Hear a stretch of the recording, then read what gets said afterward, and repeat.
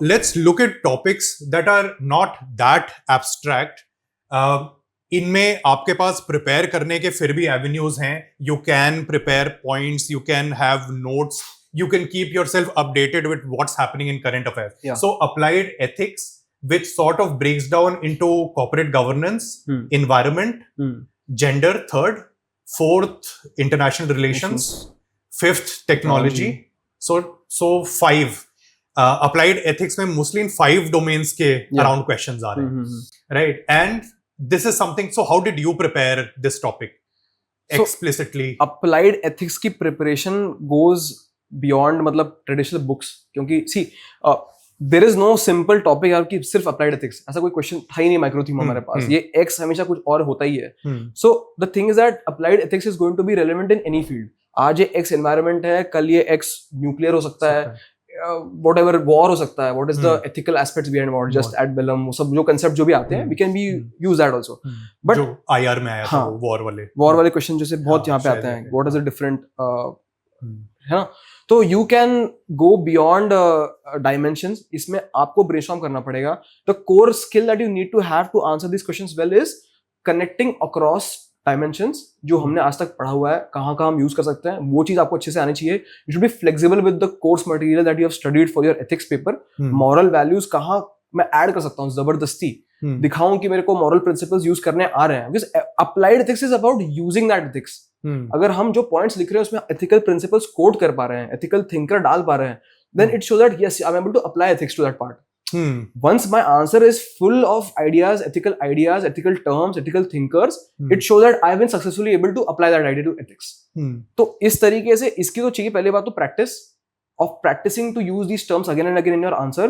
Secondly, we have to prepare this with a broader sense. We have to think about the current global happenings, like you mentioned, current affairs में कुछ हो रहा है, तो इस पे ethical aspects क्या है, थोड़ा brainstorm करने वाला aspect आ जाता है, ठीक है. And thirdly, after that, I think prepare the basics, prepare the examples, and then practice answer writing more. That is the game here. Creativity is more important here.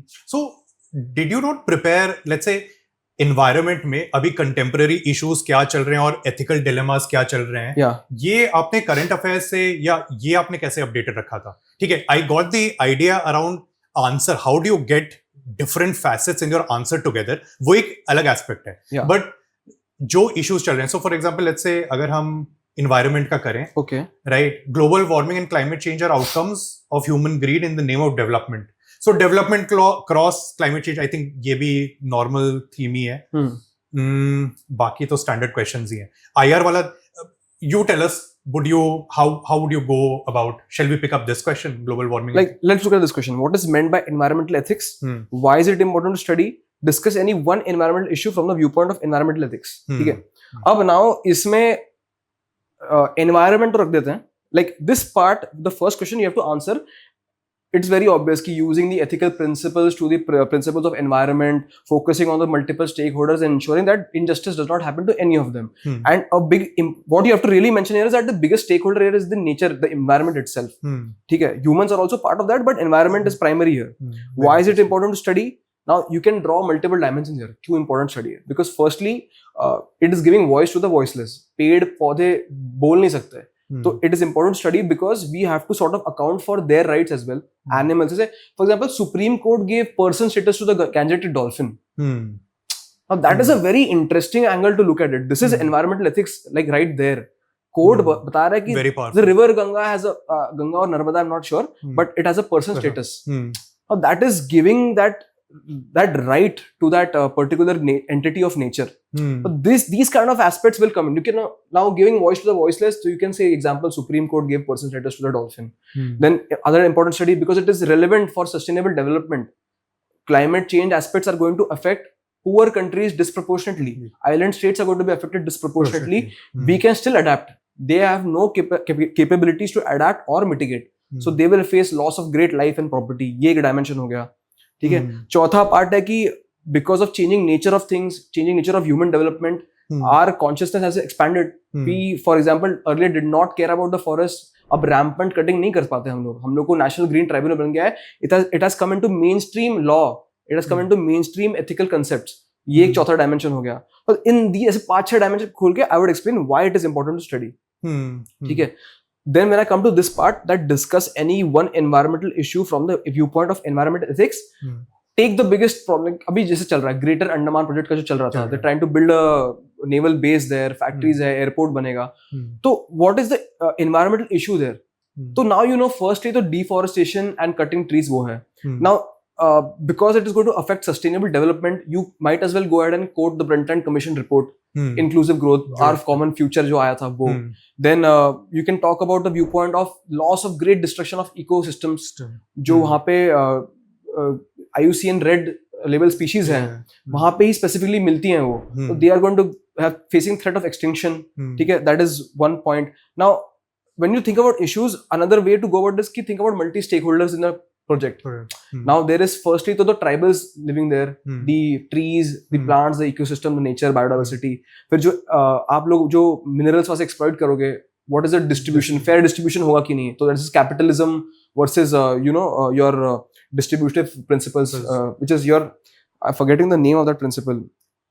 Distributive justice, exactly. So that is there, and then it is anthropocentrism versus ecocentrism. ये वाला एक ethical issue आ गया.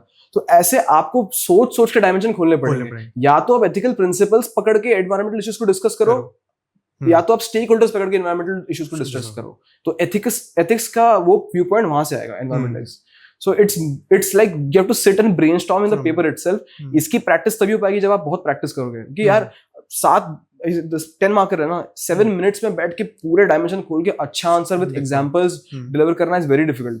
तो you have to practice these type of things. When you do it over and over again, you will be able to open ethical concepts in almost any dimension. मतलब तो in that manner one very interesting take away from for me was the fact that Archit is not, he is very organized, right? जैसे आपने कहा कि stake holders की तरह चलो, या फिर जो भी क्रॉस कटिंग कंसर्न्स थे. So he is not throwing one point offset the other कि आप कुछ ये भी कर लो वो भी.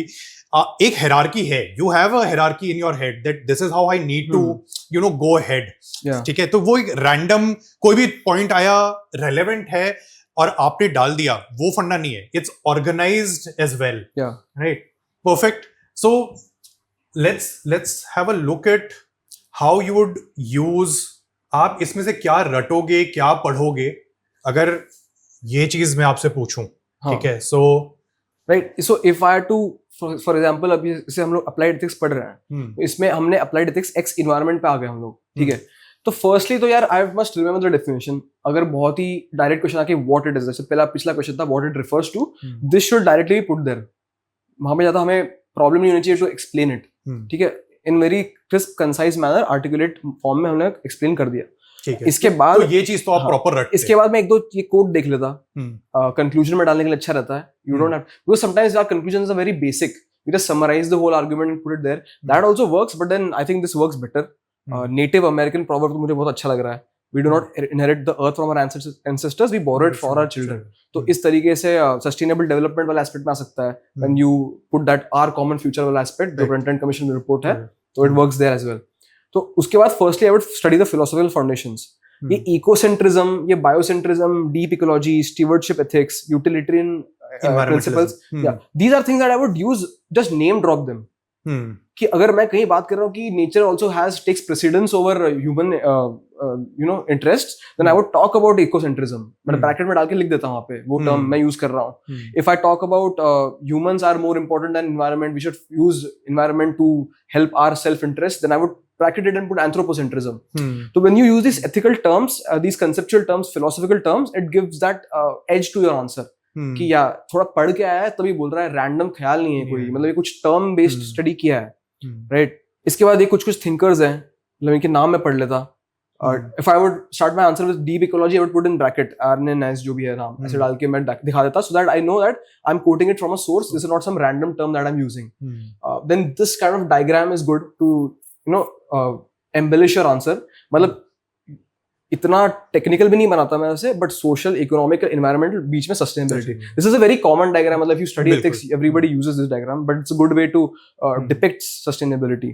तो ये सब देख के फिर I would go on like this is something that I know already. तो की प्रिंसिपल्स पढ़ लेना चाहिए. अगर if they ask you the implications, now key principles of environmental ethics is going to be asked, can be used anywhere. जैसे कि अभी वो पूछ रहे थे कि what are the issues with environmental ethics, तो इन key principles को ही उल्टा करके you can put as your key issues. कि it is because we don't factor in intrinsic value of nature, it is an issue. Because we do not care about intergenerational justice, it is an issue. Sustainability नहीं है, issue है. Stewardship नहीं है, issue है. Principle of non-maleficence follow नहीं हो रहा. इस तरीके से हम यही जो पढ़ रहे हैं, बस हमको 8-10 पॉइंट में रट लिए इस पे, तो हम इसको कहीं भी किसी भी तरह की तरीके से यूज कर सकते हैं. Just by changing the nature of the words in the sentences and putting some keywords in front and थोड़ा argument पीछे, we can answer any question based on environmental ethics properly. इसके बाद तो बस then just prepare your examples. ये case studies जो हैं global case studies है और जो अपना अप्रोच है, थोड़े बहुत एग्जांपल्स, जो रिपोर्ट्स हैं आईपीसीसी का, ब्रंडलन कमीशन रिपोर्ट, थोड़ा बहुत if you want data fact, if you can remember then it's good. Otherwise थोड़ा बहुत जो इंटरलिंकेज है between biodiversity, sustainable development, you can choose to go about that. तो I would basically this is my overall preparation framework based on these notes. Other than that, I think these are things that you can answer. वो 10 points आपको अगर याद है तो you can see it's again repeating here. Intergenerational justice है, your stewardship model, etc. और way forward तो कर लेना चाहिए. These are good examples to quote. How would you solve that problem types?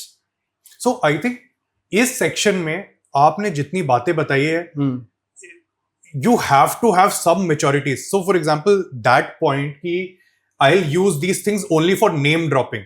अब I know so many students जो कि उसमें ही deep जाते, उनको नहीं पता है कि उस पे कभी 10 मार्कर क्वेश्चन नहीं आएगा, वो आपको नेम ड्रॉपिंग के लिए यूज करना है. ठीक है, उतना ही पढ़ो, प्रॉब्ली एक स्कॉलर का नाम, and that's it, you are done.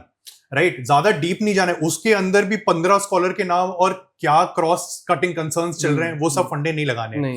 Right, so this again you are not getting caught in long lengthy loops of random studies. ये फंडा नहीं हो रहा. द आइडिया कि आपने एक बार ये पढ़ लिए सारे फ्रेमवर्क एंड यू नो कि सेम चीज आप कैसे उसको इन्वर्ट करके भी यूज कर पा रहे हो. राइट, आई मीन ये जो 10 पॉइंट्स है, this is basically the crux of the argument.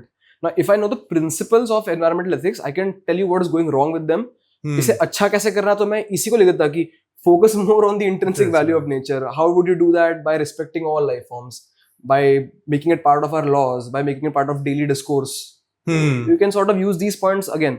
This is the smart work that we talk about. Hard work इसमें यही करना है कि इन्हें रटना है. तो इस तरीके से एथिक्स थोड़ा क्रिएटिवली अगर हम लोग पढ़ पाए तो ज्यादा अच्छा रहेगा. Great. Coming to your attempt, आप बताओ what was your thinking. Okay, so this is basically an applied ethics question to media. ठीक है, and they are asking the major values that a responsible media person is supposed to uphold in a democracy. तो right, so basically the whole argument here is to introduce media as a fourth pillar of democracy. Show the importance कि media जैसे हमें keywords है media and democracy. I try to link them both in my introduction because I know that आगे जाके मुझे सिर्फ major values की बात करनी है based on media वाले. So I show that media is the fourth pillar of democracy as it brings out the truth in front of the general public and aids the public in making judgments and opinions regarding politicians, society, people and ideas. So basically bringing out the fact कि why media is important.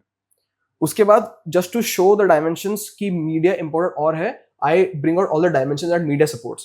Efficient and robust vernacular languages में तो पहुंचाएगी news लोगों तक. It can be digital, easily accessible. Pressure groups को it gives a voice. It is accessible to the people and brings out the truth to the people. ये सब मैं जो डायमेंशंस दिखाए हैं, it shows the media as a responsible player in democracy and shows the advantages of media as a fourth pillar. Right, उसके बाद qualities for a media person is basically talking about the values. तो code of media ethics. Now this is a straight up ethical principle. I can talk about that the journalist should be honest, but then if I say that there is a code of media ethics that must be followed और उसमें honesty और सब principle आती है, then it gives a sort of ethical shade to my answer. ये एक code है and you know we can talk about the different qualities and standards to be maintained, and few of them based on this code of media ethics that has been established are, so there is honesty here. There is no sensationalization of the news, or there is no yellow journalism. So these are the keywords that I use. I want the examiner to see them. So that is something that I would like to focus on. So I box them. Okay. And there is accountability that you must follow.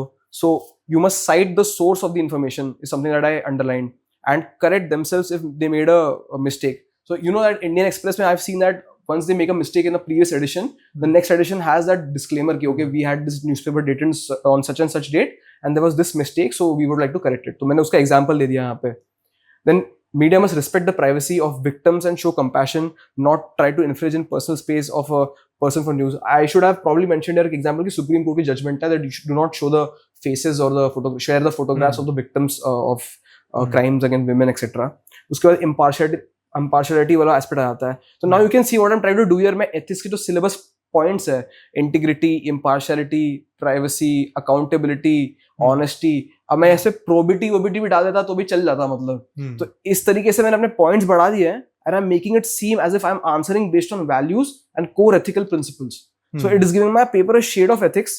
And जहाँ पे मैं use नहीं कर पाया, point बना नहीं पाया क्योंकि जगह कम पड़ गई थी, वहां पे मैंने प्रोबिटी यहीं पे भी लिख दिया, एक पॉइंट के अंदर ही डाल दिया उसको.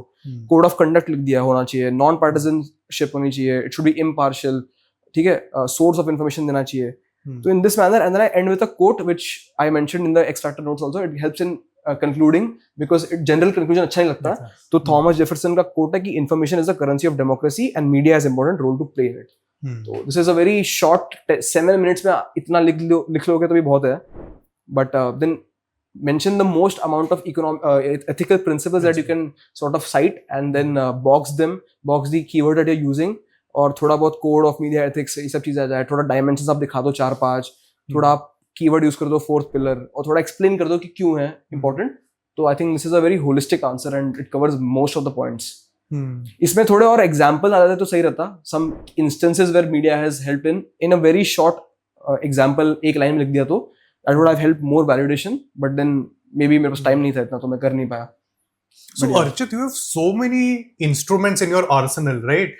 अब यहाँ पे आपने पेपर को ही रेफर करके जो पेपर के सिलेबस की टर्म्स हैं वहां से आपने मैं चाह रहा हूँ एग्जामिनर को लगे कि वेरी सिलेबस मतलब उससे पढ़ा होगा सिलेबस क्वेश्चन फ्रेम करते टाइम. मैं चाह रहा हूँ कि उसे लगे कि बहुत एथिक्स सिलेबस से और रिलेवेंट आंसर लिख रहा है. Right. So you have in your arsenal you have scholars, you already philosophy के आपके सारे concepts हैं. yes. ठीक है, आपको पता है कि कब मुझे syllabus से ही चीजें extract करके लानी है. आपको पता है कि मुझे cross अपने optional से चीजें कब लानी है. right. ठीक है, current affairs से क्या क्या चीजें लेके आनी है. conclusions में quotes use करने हैं. So you know how to play with all these instruments and create magic. Yeah, I mean it's at the end of the day, if you have studied equivalent to any other aspirants who's ready for the mains paper, it is more about how you write that answer, creativity. That is the edge. मतलब answer structuring around 80% of your game. उसके बाकी जो 20% है वो तो prepare करना ही होगा. You have to put in the hard work, but then how you present your ideas is what really changes the scene. In fact look at this type of मतलब answer. Now, if you're examiner, you're short of time. आपको correct करना है क्या value, because question is very straightforward. It's asking you what are the values, major values that you are supposed to uphold. वो बोल रहा है कि यार मुझे नहीं देखना introduction, I want to see the answer. कहाँ है मेरा answer? Okay, qualities क्या है? Honesty दिख गया, accountability दिख गया, privacy दिख गया, impartiality. It's very easy to correct the paper as well. Even if you don't read my answer, you choose not to read my answer. So here I would say that straightforward questions में probably presentation जो है ज़्यादा weightage है. But अगर question is not straightforward, then your brainstorming ability, you have to present a good argument, a logically sound argument, but then please try to still present it in a manner where it's very easy for me to understand. मतलब जो आपकी interpretation है और जो question examiner है उसके बीच में 3-4 layers of explanation नहीं होना चाहिए. It becomes very heavy on the cognitive, cognitive load. Because let's be honest, इतना time नहीं है उसके पास connect करने का. Your idea should be very concise and articulate. Lucidly एकदम समझ में आ जाना चाहिए. And if you're not able to present it that way, then I would suggest don't give that argument. You will end up using space और आप उसको confound कर दोगे. तो जो आपको at first glance समझ में आ रहा है, जो आपकी insight है, की insight, उसको आप जितना lucidly express करने का कोशिश कर सकते हो, just try to do that. And I think it is more than sufficient to answer any of these questions in ethics especially. But primacy would be innovation and brainstorming. Yeah, creativity, innovation, presentation, diagrams, examples. Second is that you can't have so many levels. Levels, yeah. कुछ समझाने में लगे हो, वो कह रहे हैं कि आप क्या बोलना चाह रहे हो, right? That disconnect shouldn't be there. That was very helpful in the essay paper, where you have space to talk about that, where you can develop a nice argument. और उसको पढ़ना ही पड़ेगा. He can't just say कि मैं पहले 2 page नहीं पढ़ूंगा, ऐसे कि मैं तीसरे से स्टार्ट करूंगा, मेरे काम टाइम नहीं है. He has to read your essay, तो he'll be forced to read it. तो वहां पे सब चीजें अच्छी लगती हैं, जहाँ पे आप एक logically argument develop करके लिख रहे हो. But then here, see, you have just 2 pages. उससे पूरा आपको मीडिया के ऑनेस्टी प्रिंसिपल सब बताना है, तो इसमें जितना आसानी से आप प्रेजेंट कर पाओ उतना फायदा है. मतलब again a question from our FLTs, intergenerational equity is the silent casualty of environmental degradation. Yeah, so in light of these climate related disasters, which is the keyword here, तो climate related disasters के context में we have to examine the ethical responsibility of governments, present governments and industries towards future generation. तो मतलब this first statement, this quote is not really that relevant if you just explain it in a very short manner like they have done here. तो intergenerational equity का I would to straight away use that concept of sustainable development. Future generations को we are responsible, that native Indian वाला quote, I would start with that. Brundtland Commission reports on our common future. We must protect the world for our future children. So in that manner, we have to present that argument. Now, in light of the increasing climate-related disasters, now this, just hold this. ये पकड़ लो और इस पे dimension खोल दो और उस पे ही एथिकल रिस्पॉन्सिबिलिटी गवर्नमेंट और इंडस्ट्री की दिखा देना. तो now climate related disasters, what can we think of? earthquake सब कुछ हो गया, चलो earthquake में तो फिर भी okay, you can definitely talk about earthquake कि miners they use this dynamite, it can cause reservoir induced earthquakes, mining blast में earthquakes हो सकता है, that is possible. Dam failures can be there because of human efforts. फिर climate related disasters में और आ सकता है your greenhouse gas emissions, उसकी वजह से heat waves आ रही हैं, उसकी वजह से we are having problems of delayed rainfall. climate change से आप लिंक करना चाह रहे हो. Exactly, delayed rainfall आ रहा है, farmers are getting affected.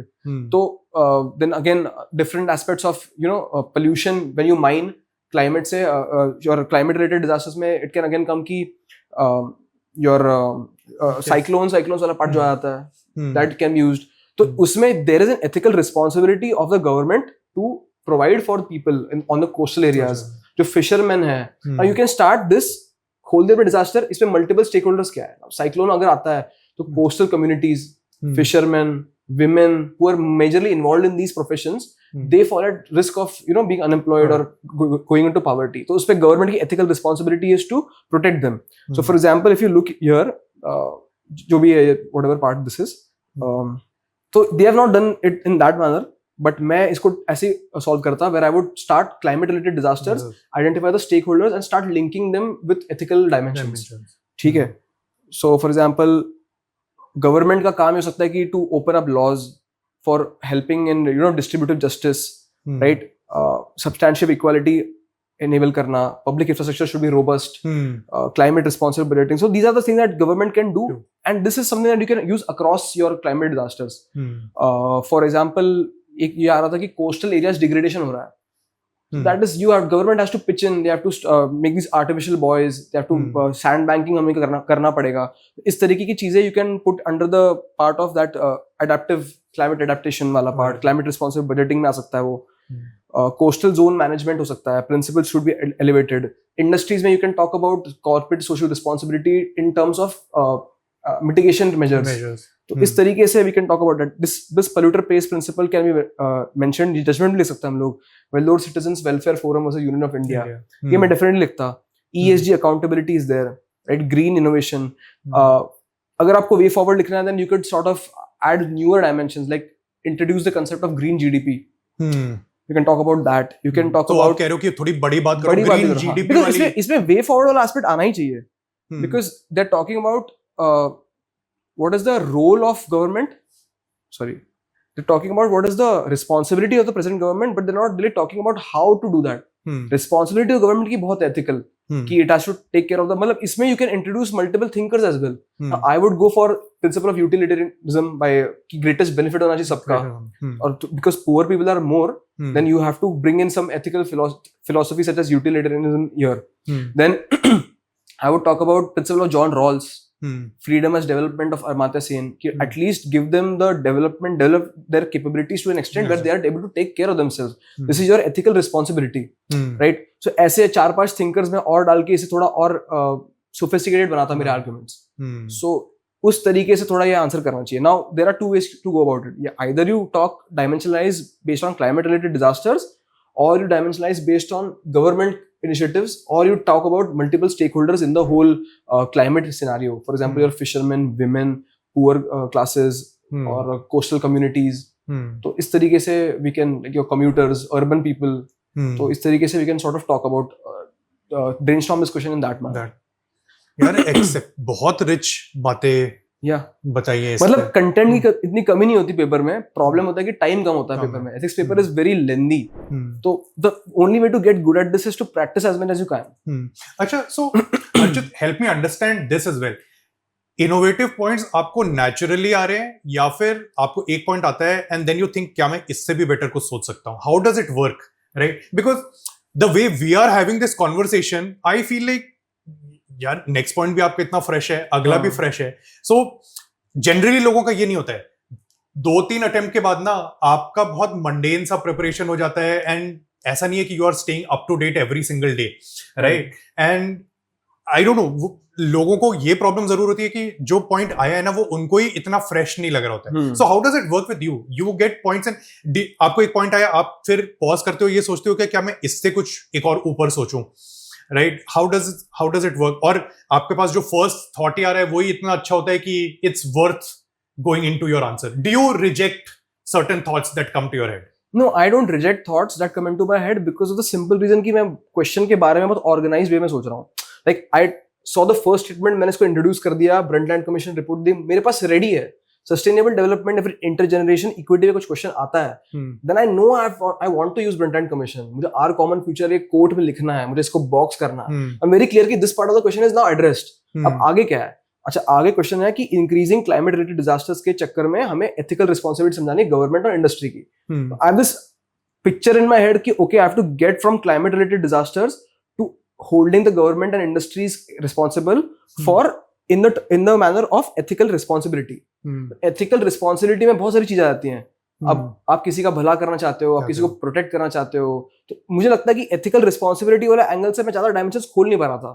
But मैं क्लाइमेट रिलेटेड डिजास्टर्स बहुत सोच सकता हूँ. मैं गवर्नमेंट और इंडस्ट्री का जो काम है वो बहुत सारा देख सकता हूँ, इनकी इनिशिएटिव्स बहुत खोल सकता हूँ. अगर गवर्नमेंट बहुत सारी इनिशिएटिव्स कर सकती है which is going to help the people with respect to climate, then I might as well start talking about that and dimensionalize based on that. तो I think what you are asking me is इतने points कैसे आ रहे हैं? The reason is कि I know where to open dimensions. That point if I can catch कि मैं कहाँ पे डायमेंशन खोलूंगा, मेरा कीवर्ड्स बहुत अच्छे मुझे मिल जाएंगे स्टार्ट करने के लिए. तो जो मल्टीपल डायमेंशन से एथिकल रिस्पॉन्सिबिलिटी पार्ट्स पे ज्यादा खोल नहीं पा रहा था, उसको मैं एज एन एग्जांपल इस पॉइंट में ऐड करते करते लिख दूंगा ताकि मेरे एथिकल टर्म्स भी दिख जाए मुझे. तो I think that is what I'm saying. You have to practice on how to open dimensions. ये तो brainstorm कर करके ही आएगा.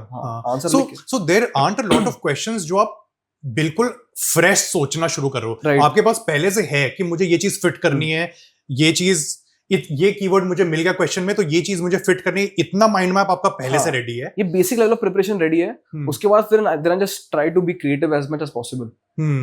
मतलब I don't restrict myself anywhere. जैसे मैं वो वेल्लोर सिटीजंस फोरम केस तो पक्का यूज करता हूँ, पोल्यूटर पेस प्रिंसिपल में, when we are talking about industries. That I studied in GS2 under article 21. Now I know how to connect that here. That is something that you will like really help you across papers. So that's what I'm saying. Ethics का preparation मतलब आप ethics की किताब लेके बैठ गए वैसे नहीं होगा काम.